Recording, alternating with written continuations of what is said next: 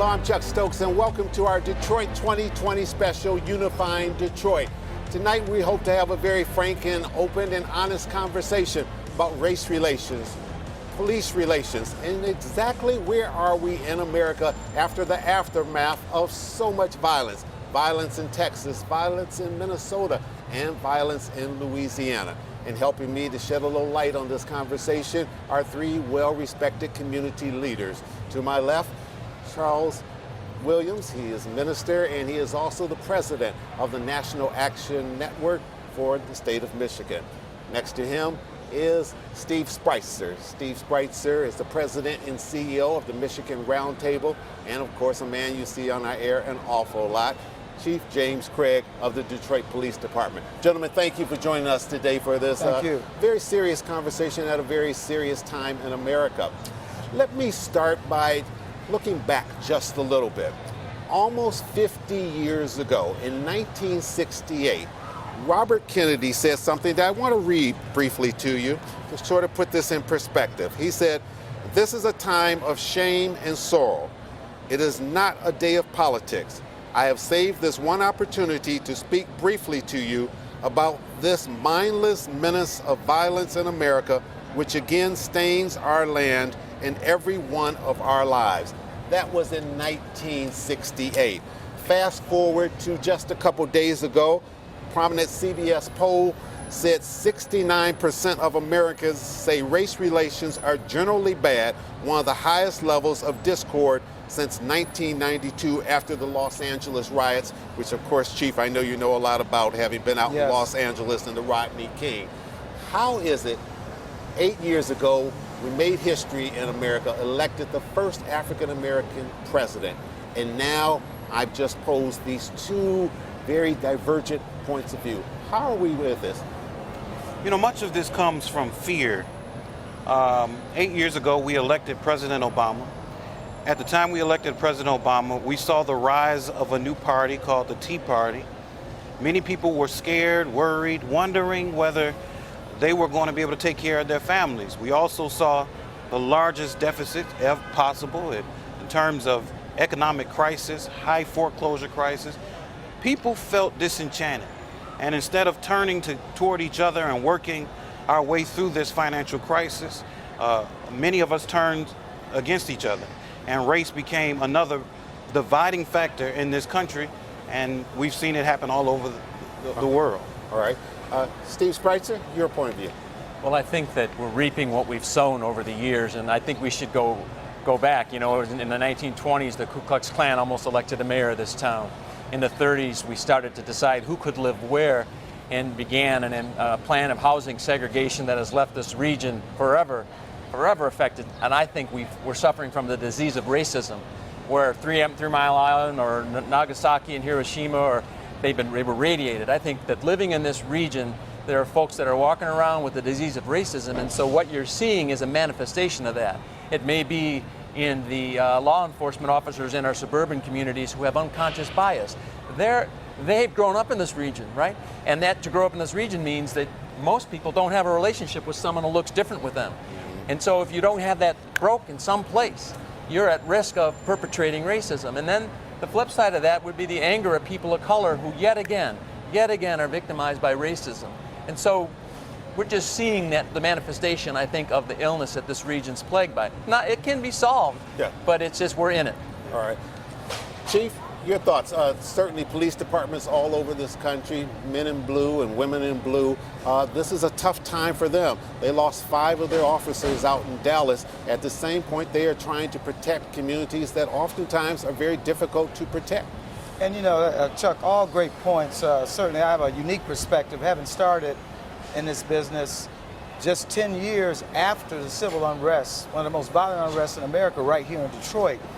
So when the first African-American mayor came in and decided we need to have a police department that looks like the community that's being served, well, you know, I came in and frankly, it wasn't like I was welcomed with open arms. And so I saw firsthand, was met racism straight up, but I will tell you, over the years there has been change, not wholesale change. Sure. Because as we were talking off air, you know, the tone of a police department its relationship with the community does start at the top of the organization. As you pointed out, you know, I had the good fortune of working through and living through the Rodney King. I served as a president of the Los Angeles African American Police Officers. So the one thing that the community wanted to know then is, what is it like as a black police officer working in an African American community, and how do you make that separation? You know, I lived through that. And then fast forwarding up to now as police chief here in Detroit, I will tell you, I applaud the men and women of the Detroit Police Department. And yes, they are hurting. When you're talking about an attack on 5 police officers, that's not just an attack on Dallas, that's an attack on the entire profession. But I believe that we are national leaders in our relationship in the community. It's not to suggest that we're not going to make mistakes. It's certainly not to suggest that we still have room for improvement, but we are making inroads that other places just frankly are not. All right, that was good at setting up where we started, where we are now. The real key question is, how do we move forward? How do we solve this situation? How do we heal the hurt that many people are solving? The president spoke the other day at the memorial services in Dallas. We have a soundbite from that. I want to roll that so the audience can have a chance to hear what his appeal was to try and solve this situation. And then we'll come out of that and we'll talk about what each one of you are doing to try to work to have harmony right here. And today in this audience, I see people who have protested on behalf of criminal justice reform, grieving alongside police officers.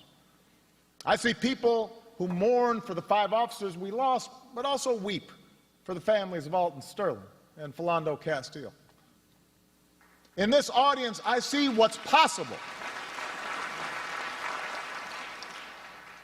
I see what's possible when we recognize that we are one American family, all deserving of equal treatment, all deserving equal respect, all children of God. That's the America I know.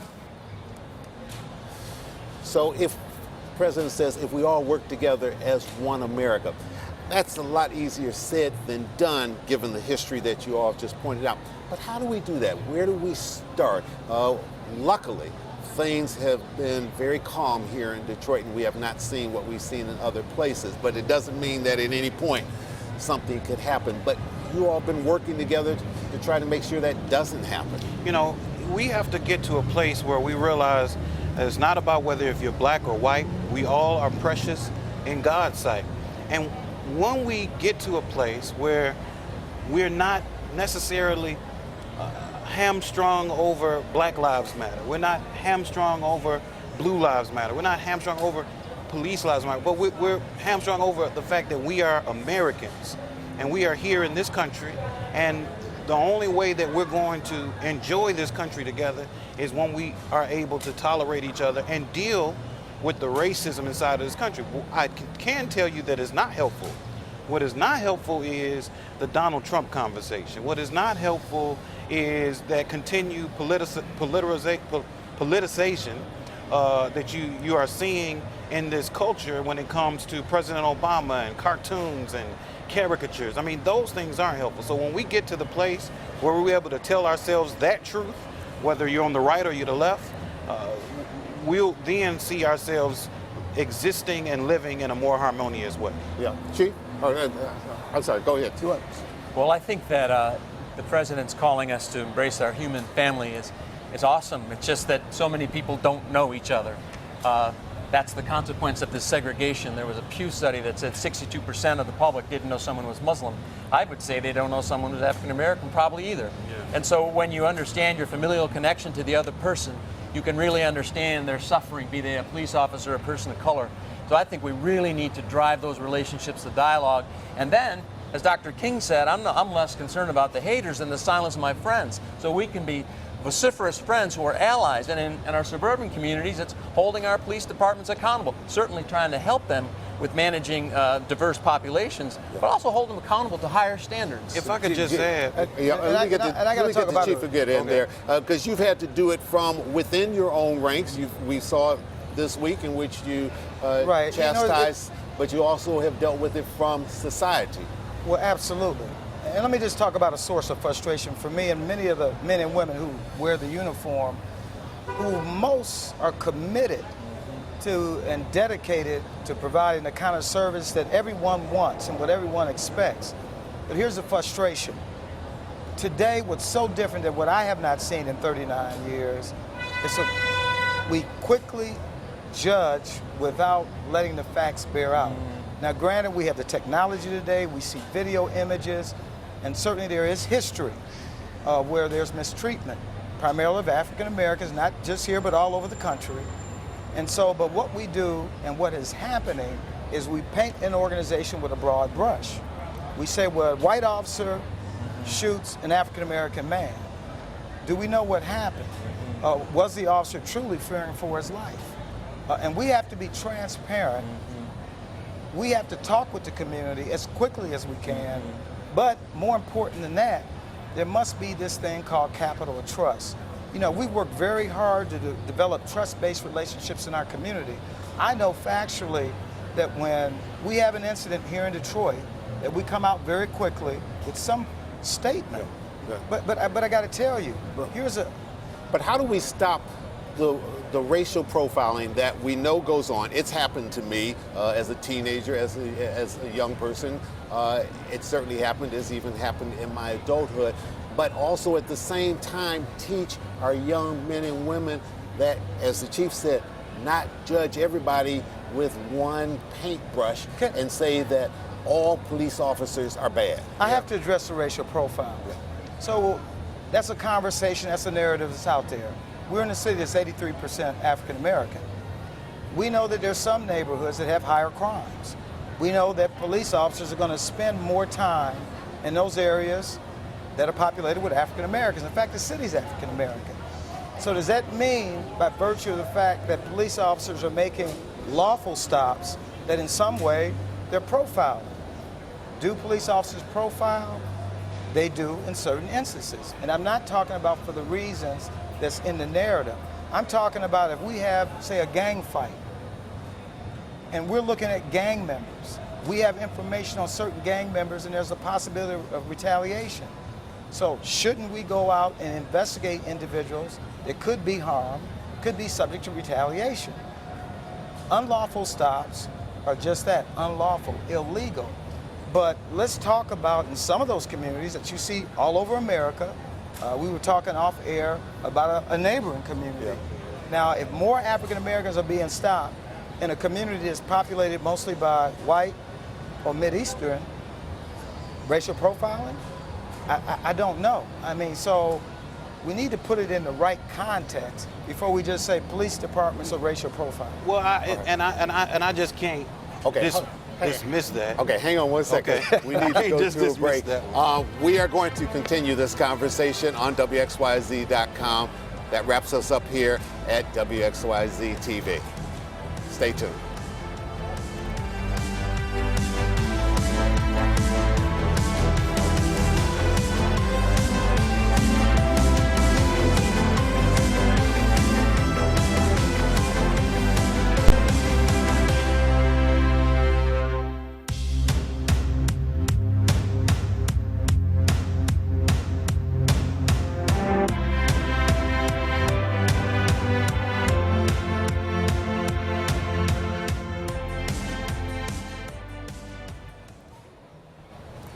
And welcome back here to theCUBE at WXYZ. We are continuing our conversation with our community leaders. This time we're doing it on WXYZ.com. Well, we're just really getting started. This is not a simplistic topic, and we have lots of points of view that we're going to try to get in over the next 30 minutes or so. I cut you off just as we were leaving off Channel 7, but we're picking right back up. Yeah, you know, I think it's, first of all, we want to be careful of, you know, there's a difference between policing and police brutality and racial profiling. All of those have different aspects of it. I agree with the chief. Policing is important. If you see some people with red bandanas, they need to be, you need to go after them. If they got black bandanas, but there are too many of us in the African American community who have had experiences and where we didn't have no bandana, but we were pulled over, and because we fit a description or because our car fitted the prescription, down through the years. That kind of profiling is unacceptable. When there's nothing after you run the plates, and there's nothing there but a ticket or whatever, Sure. And it becomes something much more in this interaction. I was told a long time ago by a police officer, I might add, that police officers can pull you over for anything. I mean, there are an array of, if you have something hanging from your mirror, if you got a sticker on your window, I mean, just anything you can be pulled over for. So to use those reasonings as good policing to pull people over because they possibly might be a suspect because of the color of their skin, I don't agree with. And I think that we need to get more away from that. Yeah, and I don't disagree, and I certainly would be naive to sit here with 39 years and say it never existed. Let me tell you a short story. There's a brand new lieutenant, Los Angeles, in South LA, primarily an area where there's African American and Hispanic that reside. 2 o'clock in the morning, I'm driving through, first week on the job as a new lieutenant, and I counted 8 African American women lined up, handcuffed on a wall. So I see this, and I stop, get out, police officers are around. I said, what do we have going? I said, well, you may not know this, but this is an area plagued with narcotics. I said, so are you telling me that these women are engaging in narcotic activity? Well, no, they're in an area. Would it surprise you that maybe they live in this area? And so after going through that, the long and short is that these women were nurses. They were getting off work. They weren't involved in engaging in criminal activity. That was wrong. Right. And that was pre-Rodney King and all of that. So you're right, that's an illegal stop and detention, and we shouldn't do that. But when I talk about the here and now, and we talk about Detroit, it is true that police officers do go to areas where it's higher crime because they're trying to mitigate violence. But here's another point, and I'm gonna give the other folks a chance. So when I first got here, there was this sense that the public felt that there was no policing in the city. Right. And you remember the images of us holding these large-scale operations, 200 to 300 police officers going into problem areas. You know what was telling? When people began to applaud, I remember an image of a woman coming out her front porch, falling to her knees, raising her hands up and said, thank God the police are here. I felt good about that because that wasn't my experience in Los Angeles. But you've been very proactive since you've been here. You've sat down with Reverend Williams and other community leaders. Yes. Steve Spreitzer, so many, just a litany of people. You've not been afraid to do that, and you've always been about open dialogue and conversation, even when you all may not have had the same point of view starting the conversation, and sometimes maybe even ending the conversation, but at least you're talking. And you're also sending a message to your officers from the top of the conduct that you expect within the police department. And when things don't go as the way you expect it, you deal with it, and you deal with it quickly. Absolutely. But not all police departments do that. Right. How do you make sure that, and let's take this a little bit nationally, as you talk with your other colleagues, what is it that you're doing that perhaps they can learn from that they are not doing? It's 2 things. First and foremost, and I've heard Reverend Williams say this, it's something called accountability. It sounds simple, but you have got to hold people accountable. And I'm not necessarily talking about the cop on the beat, because one thing that we did different here coming in the door is we're in this 11, 12-year consent judgment. And the order of the day was go after the cops, write them up. That doesn't work. What does work, you go after the bosses. I'm holding the bosses accountable that we provide the kind of service the Detroiters expect and that we're obligated to provide. That's one, accountability, but also building this trust-based relationship. Conversation must continue. And I don't mean just conversation for the sake of talking, but I'm talking about, when you talk about a community and how it should be policed, we shouldn't tell a community, said, this is how we're going to police your community. Rather, what should happen is, what do you want from your police department? What do you want to see going? Reverend Williams and I had a great meeting at NAN last week. One of the things that I applaud Cincinnati on is something they did that no other city has done.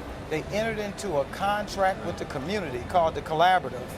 And we're excited because I'm going to try to bring that organizer here, because that's really the partnership and saying, community, what do you want from us as a police department, not the other way around. Right. Steve Spreitzer, on social media, I've been seeing a lot of different comments, and certainly a lot of this has been sort of painted in terms of black and white. But I'm now hearing slogans where people say, brown lives matter, yellow lives matter, red lives matter.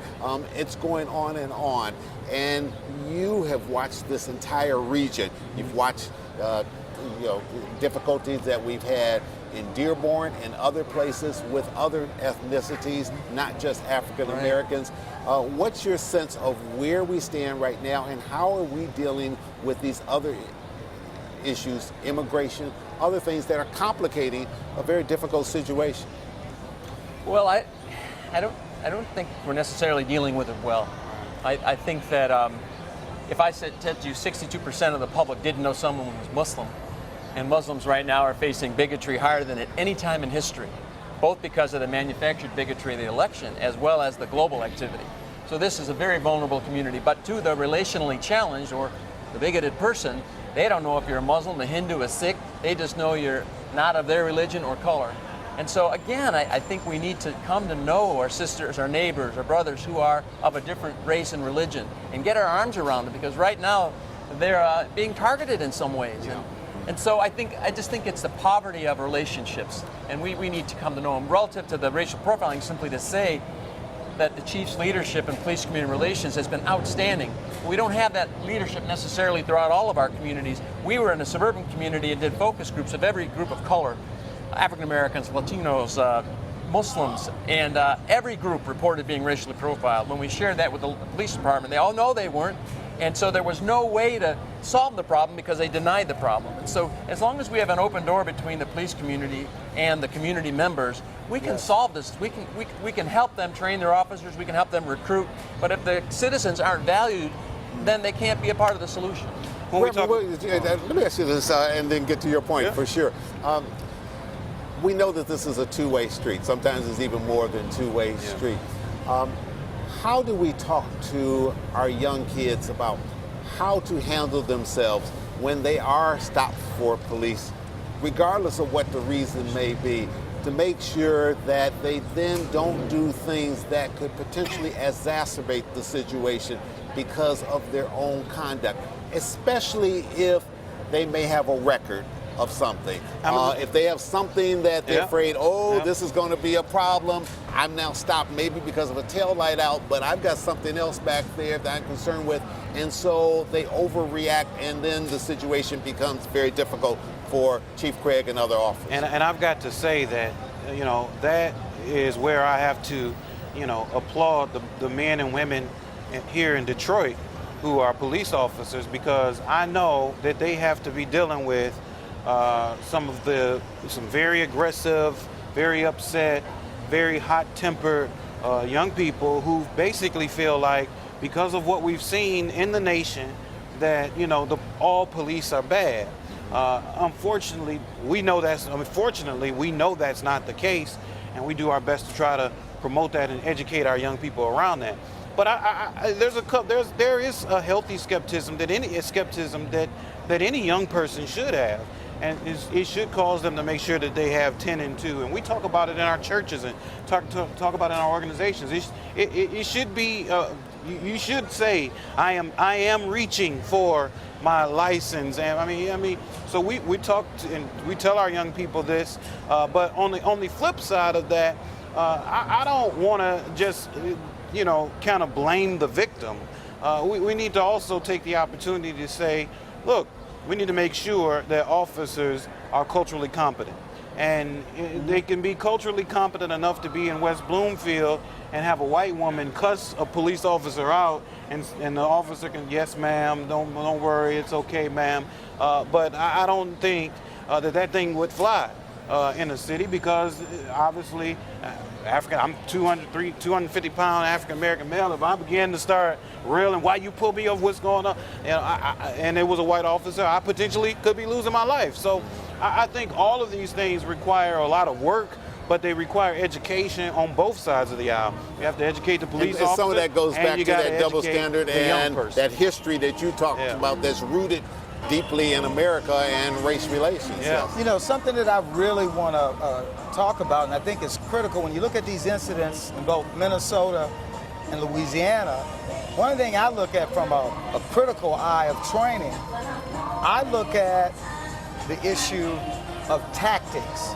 See, sometimes bad tactics can create a situation where an officer is forced to use deadly force. Now, again, I don't know enough about the facts in either case, but here's an interesting statistic. Here in Detroit, there are 36,000 CPL holders in the city of Detroit. Wow. The county of Wayne is the fourth largest county with the number of CPL holders. I bring that point only to say this. Our Detroit police officers stop frequently, almost a daily basis, members from our community who are lawfully carrying CPLs. They don't overreact, they don't underreact, and you're not reading in the paper where we have shot a CPL holder. And really it comes down to training, and when you look at, and I believe in both instances in these two places, these individuals were CPL holders. Now that doesn't mean that at some point there was a furtive movement, I don't know, but our officers deal with that every single day. And I think that's a story to tell.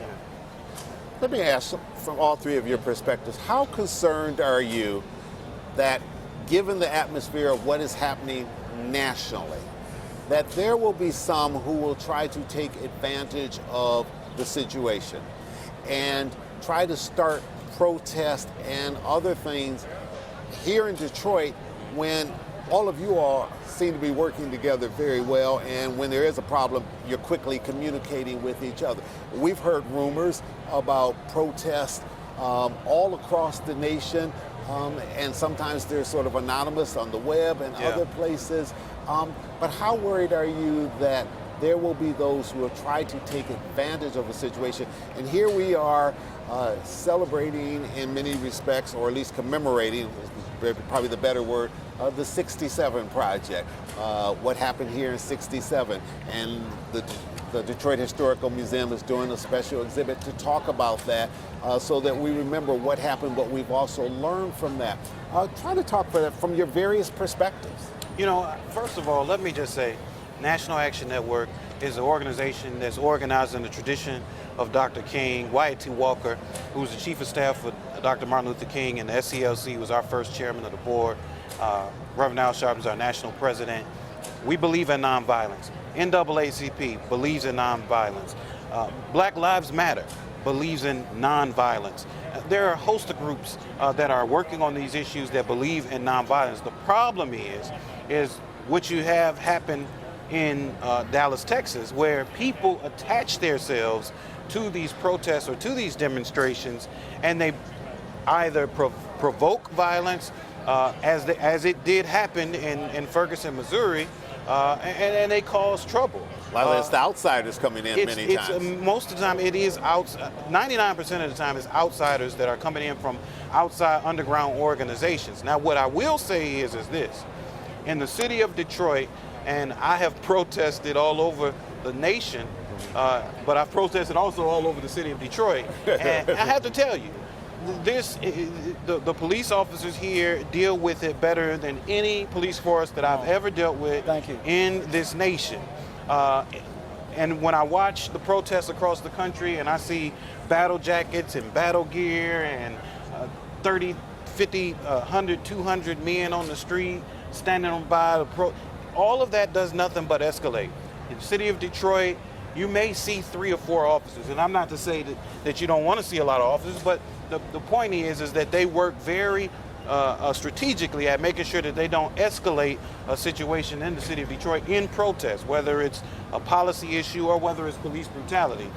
That is the way forward, and that is the way I think we could be leaders across the nation in showing how to have free speech, how to have protests, how to have demonstration, and at the same time, how to keep order. And I appreciate and Chief, that. You've had people come from other cities to look at what we're doing here and role model what we're doing. But I got to tell you, so a couple of great examples, and I appreciate your commentary on that because it's so true.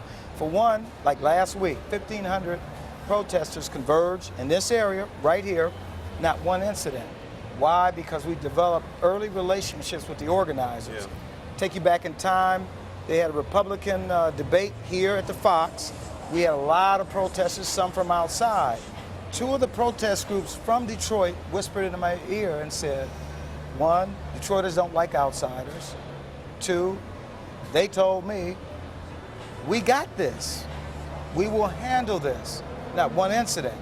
So it's not by accident that we've seen some success, but in a lot of these cities, outside agitators are coming in, they're violent, they're committing crimes, and those are the individuals that we focus in on. And as Reverend Williams pointed out, you go into a lot of these cities, I came from one, where when you put that helmet on and you're wearing heavy body armor, it sends a message that we're ready to have a conflict. That's right. Doesn't mean we are, but it just sends a wrong message. Our officers who are not wearing hats, some are wearing hats, they're going up, having conversations. Last week I came out, had a conversation in soft clothes. Not an issue. In fact, what they expressed to us was, Chief, we love what you're doing. We appreciate you in the department keeping us safe. Because see, we talk a lot about Dallas, and in some way, the media has made this out to suggest that, well, you know, Dallas had some police community problems. You had a lone individual who decided he was going to engage in violence. They had nothing to do with police community relations. And so could that happen in Detroit, some lone individual?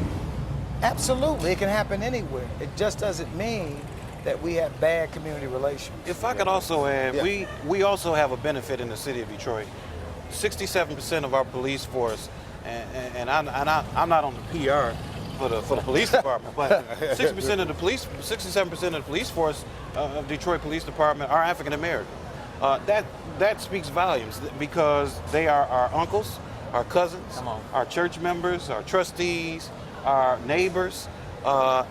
We grew up and went to high school with them. That's important. That is an important piece because we have a different relationship with police department. We know that came out of the growth of some of the policies of Coleman Young and down through the years. The problem that we need to watch out for and that we need to be making sure of is that 30% and is culturally trained and competent and understand how to deal with the public, but recruiting going forward. Young people need to decide to become police officers. And I say that to say that for I heard the police chief of Dallas say that at the memorial in his remarks. And we got some good news. Saying, we're going to be recruiting at the protest tomorrow. Right. He was absolutely saying, some of you who are protesting, we're hiring in the Dallas Police Department. Let me tell you, for all of those who are protesting, the young people who are in high school or what have you, I don't see why it does. You must be the change that you want to see. Come on. We can hold the sign, and I protest very well. We can hold the bullhorn. We can tweet out. We can Facebook. We can lie on the ground. We can do all of this. But I do believe also we've got to be the change that we want to see. Dr. King and the civil rights movement did not fight for us to continue to be on the outside of opportunity. We fought to get inside so that we can be that change, so we can have a James Craig and a Barrett and a Godby and all of them, a Benny Napoleon and everybody else we have had. Steve Spreitzer, you touched on it early in the program, and you talked about some of the rhetoric that we're hearing from our elected officials. This has been a very heated presidential election. How much responsibility do candidates, whether they're running for president or they're running for Congress or they're running for a very local position, how much responsibility do they bear in setting the tone for America of having the type of discourse that the three of you have talked about today? You would think they would adhere to a high standard, right? You think they would, but some of them are playing to their constituency and strategically have crafted a message that speaks to those that are a little disenfranchised or discontented.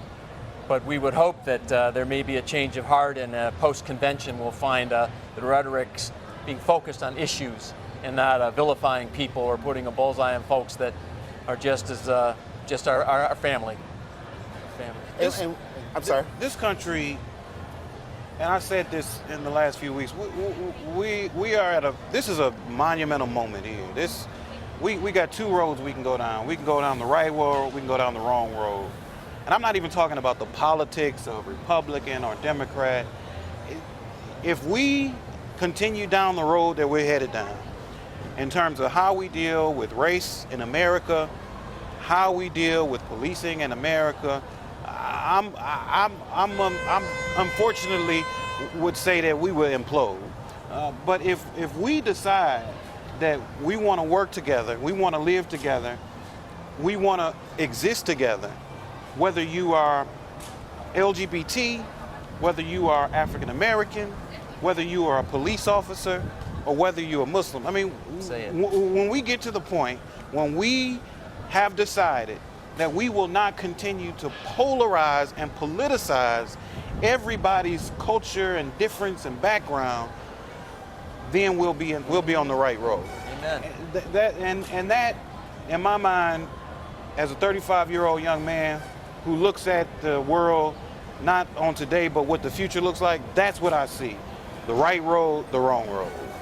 Chief Craig, we live, and you touched on it earlier, we live in a society now that is clearly 24/7. You can go to our mobile phones, you can go on television at any time of the day, and you will see shows in which people will be voicing their opinions. We are an opinionated society now more than ever before. What responsibility do we in the media bear in terms of this discourse? I'm glad you mentioned that because I was going to touch on it before you asked me the question. Okay, and we wear big bullseye, so and I got to tell you, so black officer shoots a black subject, no news. Little girl gets shot, some news. White police officer shoots African American male, and all of a sudden it is news. Now, again, that's problematic. I will tell you, I have worked in 4 different cities, and I've worked with great officers, not so good officers, but I will tell you, when I look at our white officers, a lot of the threats that have been emanating across social media have been targeting, killing white officers. And so something that Chief Brown said in Dallas, he said this, he said, many times we're not supported. I just hope today that we are supported. It is important, as the police chief, it is important when we're in leadership positions that we provide support to our men and women who run to the danger. Because when we think about the images of Dallas, the white police officer who probably saved an African American woman who was shot during the gunfire, or even here in Detroit, the 2 white officers that took little India Williams to the hospital after she was shot by carloads of cowards in a drive-by shooting, and because of their quick, swift action, saved her life. My point is this: white officers, black officers, brown officers, female, male, we're all doing this job, and the vast majority of them do it well. Now, that does not mean that when one makes a mistake, or if someone makes a conscious decision to engage in criminality, you hold me accountable, you hold us accountable to take quick and certain action. That's important. And that keeps that volume of trust built with the community. That is critical. But when we start painting an entire profession, I will give you an example. So Black Lives Matter, I took a big hit when I addressed the issue, by some, not all, when I addressed the issue. One of our officers made a disparaging remark regarding Black Lives Matter, regarding that they're all terrorists. Well, yes, there have been some part of that organization that have made statements calling for the death of police officers, but that's not representative of the entire organization. Same goes true for police officers. One police officer makes a bad decision, maybe it's a decision that resulted in the death of an African American, and it was later determined that it was criminal, doesn't reflect an entire profession or an entire department. And that's what we have to really work on, not to be quick to judge, but let's step back, give the departments, we call in the Department of Justice as an independent review body, because we want the truth. I want the truth. Final question I'd like all three of you to answer. We only have about a minute left, so it'll have to be somewhat abbreviated answers. How optimistic, or are you optimistic, that America has finally seen enough and that things will get better and that we will see a decrease in violence, given the fact that we have a proliferation of guns of all types throughout America, and they are pretty easily accessible? Well, I have to say that I'm certainly optimistic that there are many of us who have chosen, Steve, Chief Craig, many police departments, many activists have chosen to use this moment as a mobilizing moment to bolster us in a better place. Unfortunately, there's a lot of ignorance out there, and we have a lot of work ahead of us to counter that ignorance that continues to pervade this nation. Steve Spreitzer, we've seen sit-ins in the United States Congress. Is that just the beginning? Chuck, I am trying to find the optimism. I think the proof's in the pudding, and to the degree that people follow the words of Gandhi when he said, love is looking in the mirror and seeing the face of the other, that they really start to see that familial connection President Obama spoke about and reach out to the folks they don't know and start caring for each other. That will drown out that loud voice of the minority of haters. So to the degree we can do that, I'll be optimistic, but we got a lot of work to do. Chief Craig, you get the last word in about 15 seconds. 15 seconds. I'm optimistic about Detroit. I'm excited about this time in Detroit. I believe that we are a national leader in so many ways, but I will tell you, what we need to focus on, we talk a lot about guns. We should be talking about the individuals, the violent predators, be it a terrorist, be it an urban terrorist, and we need to address that issue. Because frankly, if we address that issue, because the criminal's going to get the guns. In some of the places like Paris, where they have the strictest gun control, what has happened? The terrorists have come in, and we've seen tragedy. We have got to start focusing on those who are suffering from mental illness, violent criminals, be it a terrorist suspect or an urban terrorist. That's how we change. Chief James Craig, Steve Spreitzer, Reverend Charles Williams, thank you so much for taking time out of your very busy schedules to be with us on WXYZ-TV and WXYZ.com. We appreciate it. This is how the conversation begins. Hopefully other cities across America are watching what Detroit is doing and emulating what we are doing with our community leaders. I'm Chuck Stokes. Have a good week.